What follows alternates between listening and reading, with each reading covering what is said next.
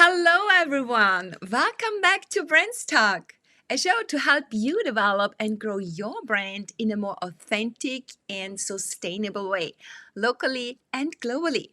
Whether it's your personal brand, your company brand, your branded product, service, or cause. My name is Brigitte Bukowski. I'm a global and personal branding strategist. I help my clients unleash their full potential to effectively elevate their personal and organizational brands so they can authentically shine. Let's get started and dive with me into the world of brands. My guest today is Dan Goodwin. Before he was bitten by the entrepreneur bug, Dan finished 19 years at a Fortune 100 company where he served as a regional security manager. While there, he conducted internal investigations, including fraud, theft, and human resources issues. After Dan left corporate America, he started several businesses, including security consulting, real estate, coaching, and mentoring. In his current businesses, Dan uses his investigative background to assist business owners and corporate management teams research and obtain information to move their businesses forward, and mainly providing business advisory and consultancy services primarily for businesses as they prepare for scale up opportunities. He says he's 21 with 36 years of experience, has one favorite wife, two kids, three grandkids, four grandcats, one grand dog. Oh my God, that's gonna be a fun conversation today. I warmly welcome Dan Goodwin. Welcome to Brands Talk. Hey, thank you, Bridget. It's very nice to be here. Thank you so much. I'm looking forward to our conversation. And yes, that everything you've described turns into total chaos when all the kids and the animals are all together. I can imagine, absolutely. So, Dan, you have an interesting story to tell. Your corporate career started in the mailroom and you made it to the top. Please, would you like to share this story with us before we go into all things bulletproof Sure. brand? Sure. Thank you. Yeah, I've went to counseling to try to forget some of this, but I'll bring it up one more time. Okay. Good. So yeah, I started with the local division of a telecom company here in the United States, and I did start in the mailroom. It's funny because my dad and two of my uncles actually worked for the parent corporation, and my dad found this job and said, "Oh, you're in between right now. You ought to just work in this mailroom." So I did, and I found myself delivering mail, getting a feel for business, getting a feel for the telecom business specifically. And an opportunity came up about a year later, and I became a security assistant. And that's a fancy way of saying I was a paper pusher because I was helping compile call detail records for criminal and civil issues that were our clients, our customers. So I did that for about 3 years. And when I got promoted to the position of security investigator. So that's really where the investigative piece of my career started. And we did do those investigations for fraud and theft and embezzlement and sexual harassment and all the other human issues you have when you have a large a large population of people together. And I did that for about, I'm trying to think. That was about a 5-year training for my next position, and I became a regional security manager. Then that's a fancy way of saying I had 5 states here in the Midwest that I was responsible for, and the computer forensics team reported directly to me. So, yeah, that was kind of the short version of 19 years, right there, right there. Wow, 19 years. And then you made a choice. You had a choice and you made a decision. You left corporate America in 2015. You founded, 2007, yeah, oh, okay, 2007. 2007. You founded CYA, it's consulting. It's called Cover Your Assets. This implicates already some meaning, and you chose your company brand name very, very intentionally. Um, why did you choose this name? Well, CYA, it may have a different meaning to some of the people tuning in, depending on what geographical area they're in. I've always been kind of a push the boundaries type of a person, even as a young child, and mischievous and a little cheeky. So cover your assets. Was the CYA part was the kind of the gigging at the professionalism. However, there is a deeper meaning behind that, because really there's 3 C's on there. Mm-hmm. It's cover your assets, curate your assets, and circulate your assets. Mm. That speaks to a longer play, a longer goal, because the fact is, if you don't cover your assets, whatever your assets are, your business, your life, your personal things, there's nothing to curate, and there's nothing to leave as a legacy and circulate when you're gone. So that's kind of the story behind CYA. Yeah. I always like to listen to the story of how you arrive at a brand name, because there is so much thinking going into it. There is so much meaning that such a brand name usually conveys. And just think about all these big brands, they all have a meaning attached to it. So let's jump back to starting your business. You have gone through this whole transformation of becoming a business owner. So how difficult or how easy was this journey for you to starting your own business? What did you take away? What learnings? And why? Why did you start it? I want to know why. What's the purpose? Well, the why is a simple one-word answer: burnout. Okay. So that was, I was so ready. So I counted one time, Bridget, that in 19 years of being in the telecom business, I survived 23 or 24 merger and acquisitions. Because if you remember, in the 90s and early 2000s is when all of the telecom mergers were happening. Everybody was being gobbled up. Lots of drama. I think at one point in our system, we had 88,000 employees worldwide. So that's quite a few. We had 27 people on the investigations team spread out all over the United States. So that in itself, what kept us busy. So that was the why was the burnout. I was tired of dealing with people's bad decisions, bad judgments that would cause me to have to get on a plane and go visit with them about whatever had gone wrong or gone sideways. So that's really the why. And then the really the rest of the story is I did not go into my entrepreneurial career with the idea of opening consultancy and staying with the investigations piece. I really had launched into real estate. And as I had gotten my license, I was working with investors. And if you remember, in 2007 is when worldwide the housing market, real estate market crashed. And I found myself advocating for people who were facing foreclosure. And I was negotiating short sales with banks. So I was able to actually use my negotiating skills that I used in my professional life and then went forward with that. So that's kind of, and then to see what the consulting piece was just an outgrowth of I was gone from Sprint, and I had family and friends that had small and medium-sized businesses. And they also had human issues of fraud and theft and human issues and embezzlement. And they didn't have anybody to call, and they would call me, and I would help them work through these issues. So that's kind of a burnout, other projects, and then getting pulled back into consulting work, basically using the skill sets I learned in my corporate life. So was it an easy road or a bumpy road, this transition? It was not easy. It was bumpy. There's a lot of things I wish I would have learned before I pulled the trigger. Um, I think my wife would agree with that too. Lots of things that should should have been kind of fleshed out more.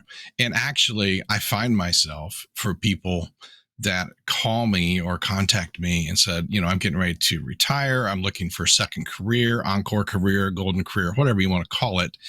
And I give them the lessons that I learned. I ask them enough probing questions so that they're at least thinking about these things. And I'm not trying to change their decision to leave. I'm just helping them make sure that they've thought about the aspects of leaving and where those holes need to be filled in. Yeah, I think that's helping them a lot because you can shorten the journey, even though they have to go through it themselves, but they're already aware of it. They have a sense of there is something coming up, and I'm now exactly in that situation. How do I manage it to get out of that, yeah, in the best possible way? All right. Right.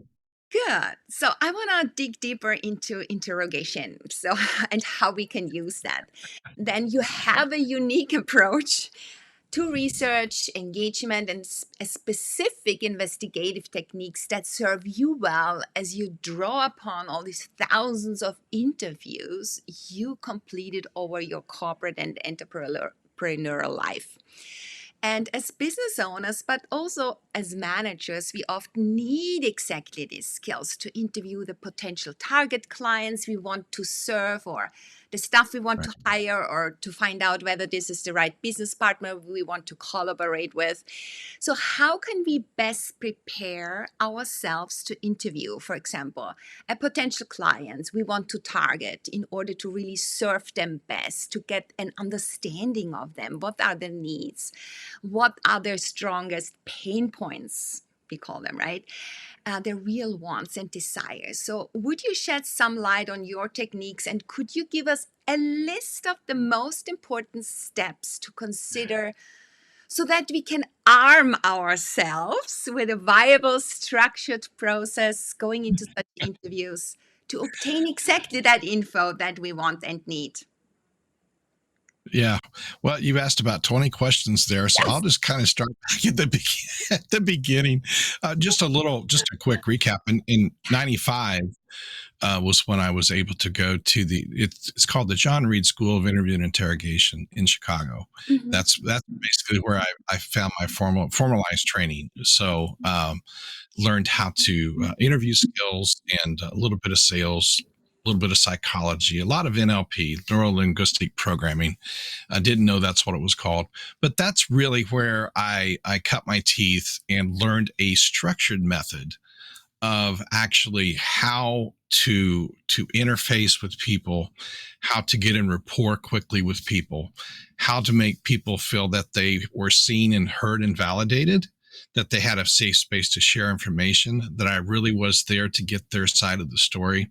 These lessons learned, uh, I've taken those forward with me, and I've helped other business owners and other management teams and executive teams as they've gotten ready to make some sort of a shift. Scale up, obviously, is kind of the sweet spot I like to play in, Mhm. and that piece of it, those skill sets are invaluable, especially in how you treat people, and that you treat them with respect and validate them as human beings, no matter if you agree with them, they've done something dastardly, right?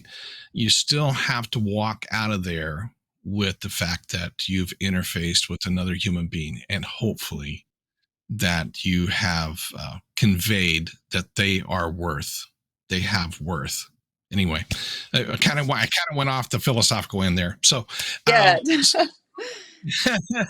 well, it speaks to the psychology, and it speaks to the character of the people that you deal with. And listen, I've had terrible people that I've interviewed that I would say bordered on evil, and they don't stick around. They walk out the door, and that's fine.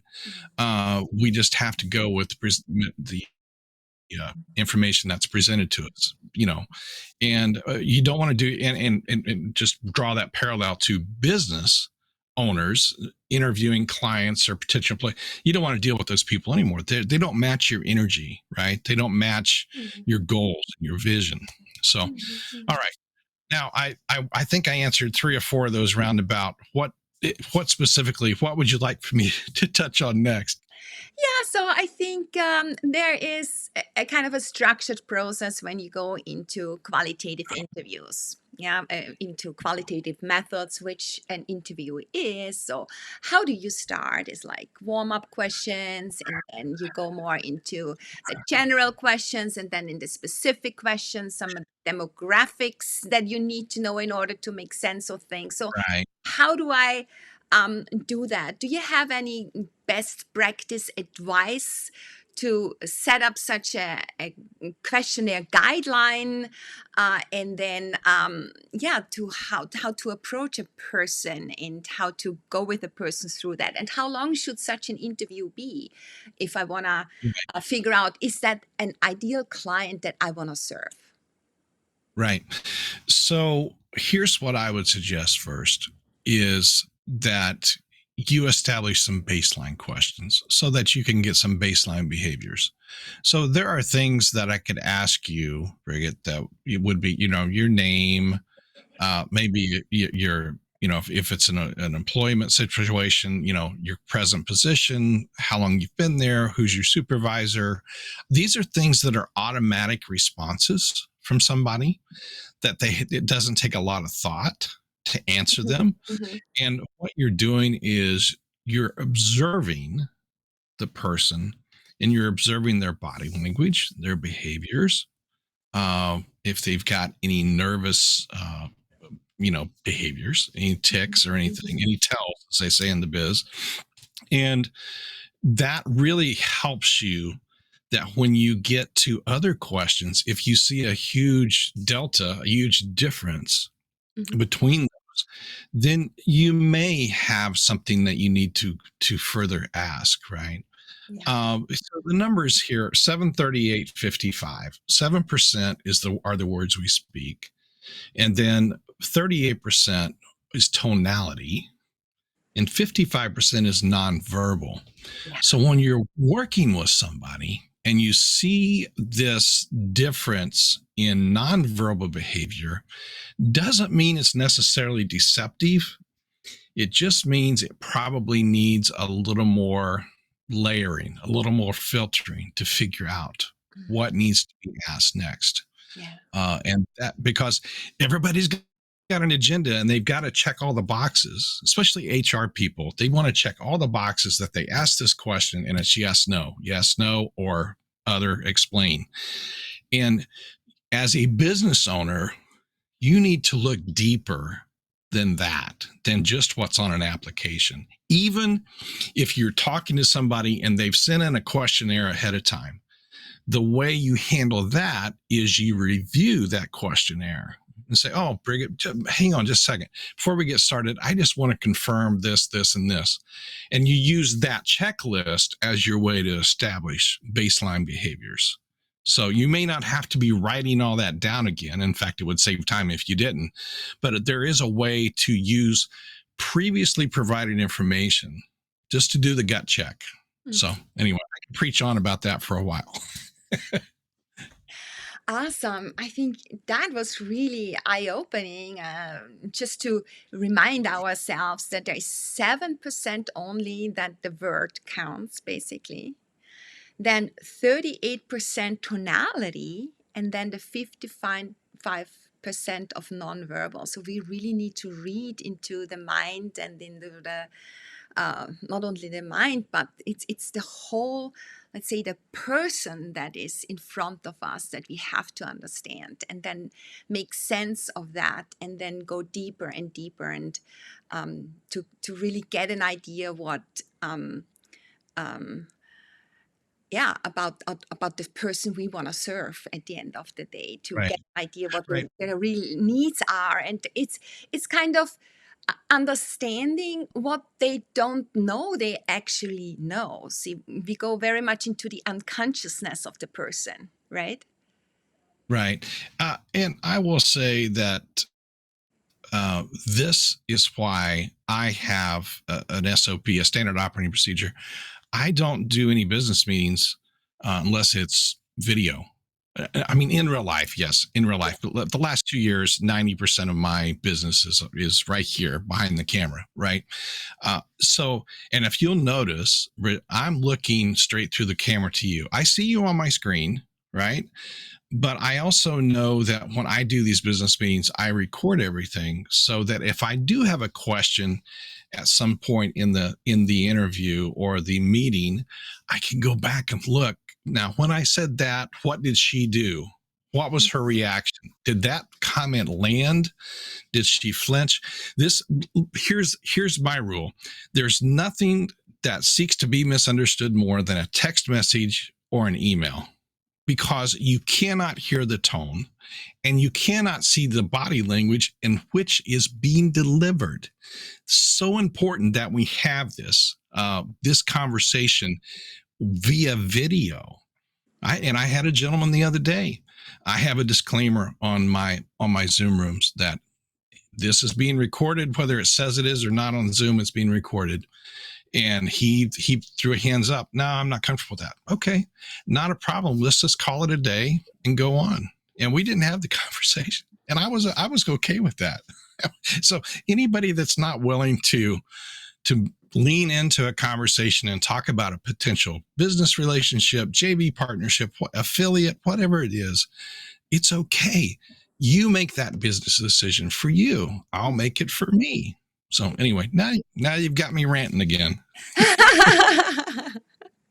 Okay, to wrap this up, are there any pitfalls we shall bear in mind not to fall into, by all means, when we conducting interviews? Well, interviews. So when you use the word interview to me, I'm thinking HR.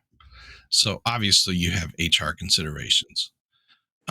When I have conversations, which is our partnership possibilities, is what I like to talk about. Yes, be aware.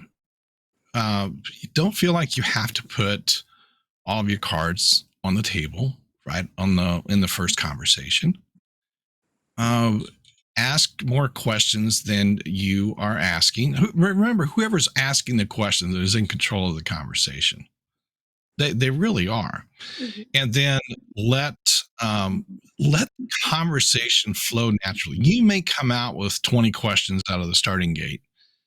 However, when you take the time to truly listen, reflect, and then take that path where it needs to go, and you discover something about the person that's not on their LinkedIn profile or is not widely known, then that connects you more deeply with them at the human level. Yeah. Especially if you find something you can appreciate about their passion, their vision, what they do for fun, what nonprofit are they helping with on the weekends.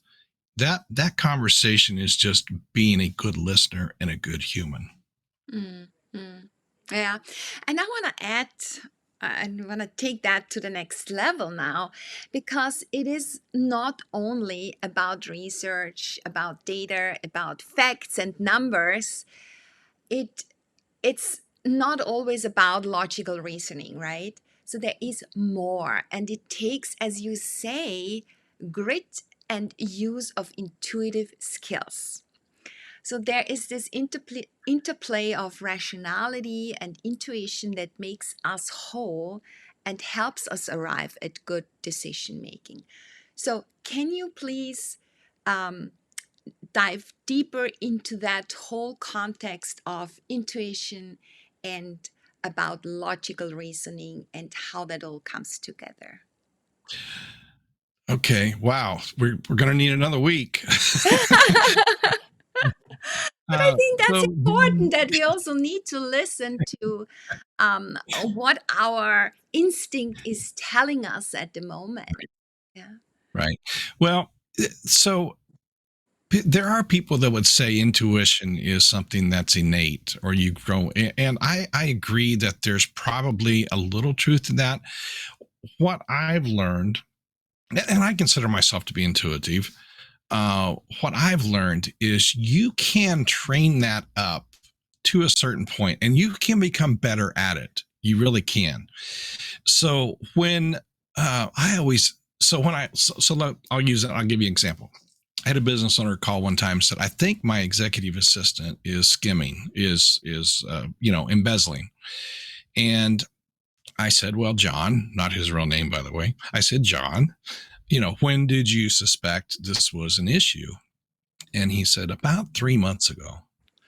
And I said, well, go get you a mirror and look in the mirror. And anything that happened from 90 days till today, the person responsible is in the mirror, because you didn't ask the crucial or even the confrontational question, because you were uncomfortable, because this is your best friend from high school. This is your brother-in-law. This is your best friend.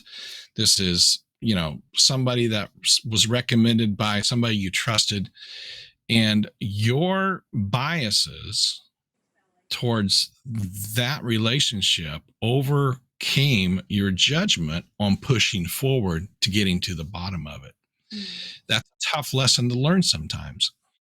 And when I talk to people and they get emotionally wrapped up like this was a relationship emotional wrap, right? It was a best friend or whatever. When they get it wrapped up in that, it puts their critical thinking skills on the back burner, right? And God knows the world needs more critical thinking skills right now. When we are approached with a business issue and it is delivered with emotion, and it is delivered with emphasis and maybe loudly,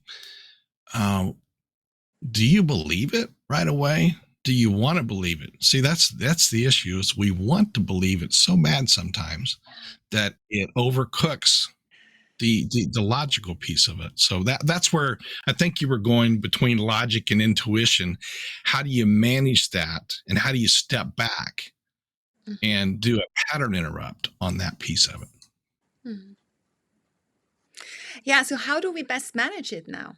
So what is a, let's say, a good approach of how to figure out what do I do in this situation right now? And first of all, being aware of that. Well, awareness is half the battle. So the pattern interrupt question that I always go to is, when somebody comes at me hard with an emotional statement, is you ask, the Socratic method. You use the question, well, how would I know if that wasn't true? And that forces you to take it out of your head and look at it and defend it, examine it from the other point of view.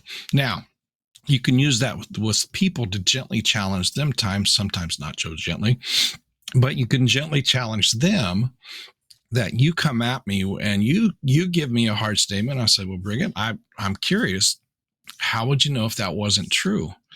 Because when all of the chemicals cut loose in our brain and we are wrapped in tight emotion, it negates critical thinking, and there has to be some way to stop that. Feeling is not thinking. Feeling is feeling. So anyway, we could go down that rabbit trail for a while, but I'm letting you know that how you feel about something doesn't make it true. You really must take a step back and examine the facts, and then double check yourself. And this is so easy nowadays. Take any emotional subject, any social issue, any political issue. I'm not going to name any more. You can use your imagination. Anything that's in the news, whatever that is, right? You can use your imagination. And when you abdicate your critical thinking skills to someone else, be that a social media channel, a news organization, a business journal, whatever. When you abdicate your critical thinking, then you are basically parroting and repeating the programming that they are giving you. And my challenge to everyone is, do your own thinking. Do your own thinking. And don't accept truth from anybody. Don't even accept truth from me. Go research it. make sure you get back to source data, make sure you fact check it, and then fact check the fact checkers to make sure that they're good also. Anyway, you can't do that ad infinitum. You've got to, at some point, you've got to say, okay, based on the research I have at this point in time, I'm going to go with this position. Awesome. So, anyway. Thank you. All right, good. So now we come to the juicy stuff of our talk where we need critical thinking skills. It carries also the title of our show today, how we can bulletproof our brand. So how can we protect our brand from intellectual property infringement, copyright issues, etc. So what are the activities for protecting our brand? What are the first steps to take here? So when I have somebody come to me and they say, I'm going to, and I still work with startups occasionally, so I'm always kind of on the cusp. A lot of the people I work with are thinking about modifying or changing or pivoting their brand, or they're getting ready to merge, right? They're getting ready to do the M&A, the dance, and figure out, who came out on top with the branding or the new design.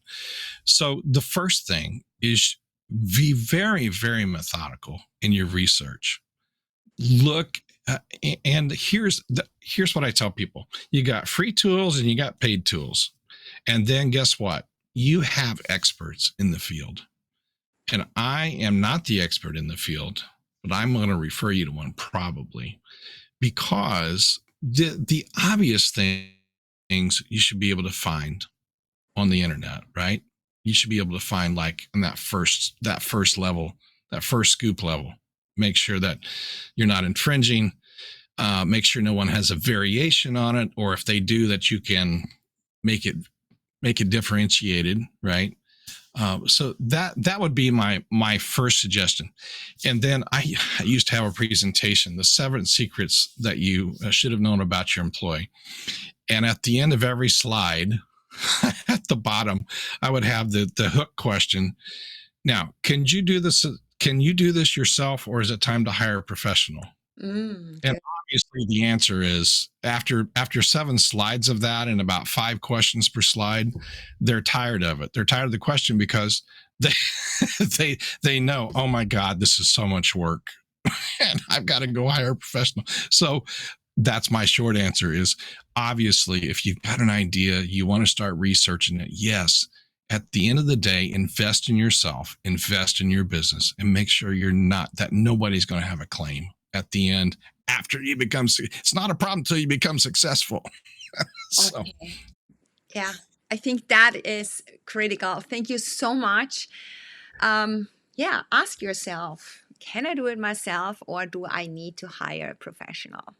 Yeah, ask yourself all the time this question.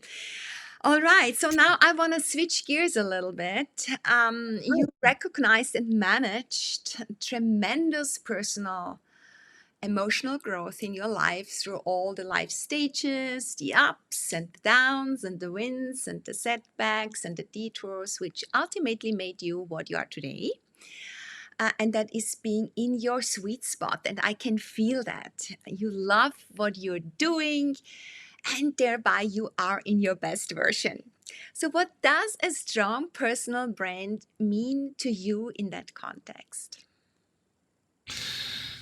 So strong personal brand is when you own that and your reputation within the whatever expert in the field you're going to do, that you have integrity. For me, it's in my investigative, interviews. It is in my research. People say, well, this is what I believe and why. Well, that's just the start of the investigative research for me, until I can either affirm that or I can find contradictory data points. And remember, Bridget, 2 reasons people ask questions: affirmation of a deeply held belief, which, this shirt makes me look awesome, right? I mean, so I'm affirming that, I'm fishing for a compliment, or that they're seeking new data points. They stay genuinely curious about life. And then the reason people don't ask questions, they're not seeking new data points because then they have to process new information, which has consequences if they do something or they don't do something. And then it's a cascade, because for the most part, we're comfortable in our bubble, and we don't want anybody to bust that bubble. We don't want anybody to insert anything. That is not a way for growth. And my encouragement, especially to business owners who are getting ready to scale up, that they're getting to tweak their brand or promote it bigger, is always be seeking new data points, new information. Make sure, ask your friends, ask your family, ask your clients, ask your customers, ask your employees, what does this brand mean to you? How do you protect it? How do you grow it? And the whole thing about the personal branding is we are wrapped up into our personal branding. We become the face of the company, right? And we become the character of our company. And that's so important. And I think people, they stray sometimes, and they forget they have the success, and then they do something stupid. And believe me, there are enough naysayers out there ready to jump on anything stupid you do or say. Anyway, you've got me preaching once again. So, to wrap this up, do you have any helpful advice, like 3 pieces of advice, how we can bulletproof our personal brand and be in this growth mindset? So the first thing I would say is there are skeletons in your closet that you drag them out and you smash them with sledgehammers. That sometimes those things play bigger in our head than they are. I would remind every person that every entrepreneur has failed businesses. If they don't, they're lying, right? Because I have failed businesses and projects. We're not perfect. We need to cut each other some grace, mercy, and love. So that would be the first thing. Now, if the skeleton is too big to smash with the sledgehammer, then I suggest you have a narrative ready for that. Explain it. This bad thing happened 5 years ago.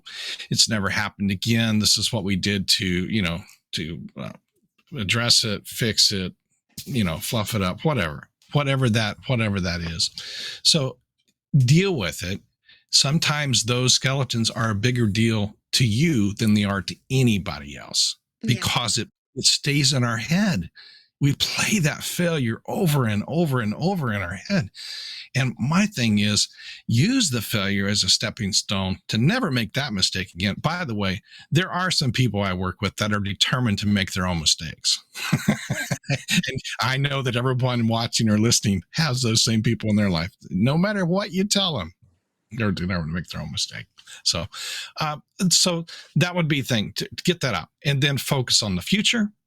Have goals, be organized.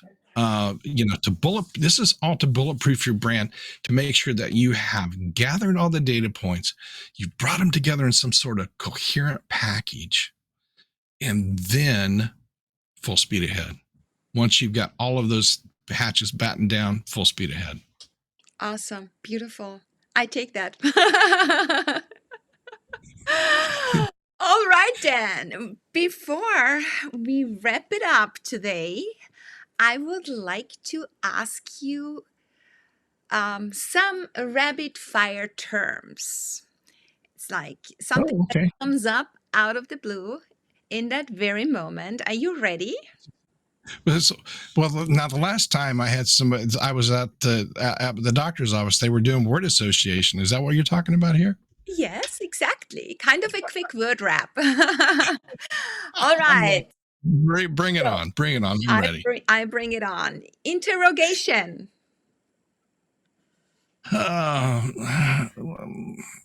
Stickler. Okay. Due diligence. Smart. Okay. Women empowerment. Love it. I should say the future. There we go. Wow. Okay. And brands. I'm sorry. You what was it? Brands. Reputation. Okay, good. Then thank you so much. Yeah, and where can listeners find you if they want to get in touch with you to help them bulletproof their brand? Oh, so the playground I play in is LinkedIn. You can find me there, Dan Goodwin, COA Consulting. That's the easiest way to reach me. And that is exactly, I'm in there 95% of my day at my communications. At least that's where to start the conversation. Obviously, we move it off that platform at some point, but that's where you can find me. And that's where I can be found. And that's where I play every day. Yeah, I love this platform. It helps me so much to grow my business. And yeah, I'm busy also every day in there. So Dan, thank you so much for being my guest today on Brands Talk. It was a real pleasure having you to learn about how we can arm ourselves for interviews to obtain exactly what we want and need to move our businesses forward, and to learn how we can bulletproof our organizational and personal brands. Thank you, Dan. Thank you so much. I really appreciate it. Thank you so much. Thank you. Yeah, and that was another Brands Talk live today. Thank you for tuning in. Please give it your social love and leave your comments below. Did you know that you can also listen to this show as a podcast on your go? Just follow Brands Talk on your favorite platform. And one more thing, if you are interested in learning more about my services, head over to my website, BridgetBrands.com. I hope you will join me again when we dive into the world of brands, live or by having me in your earbuds walking the talk. Bye for now. Let's shine. You deserve it.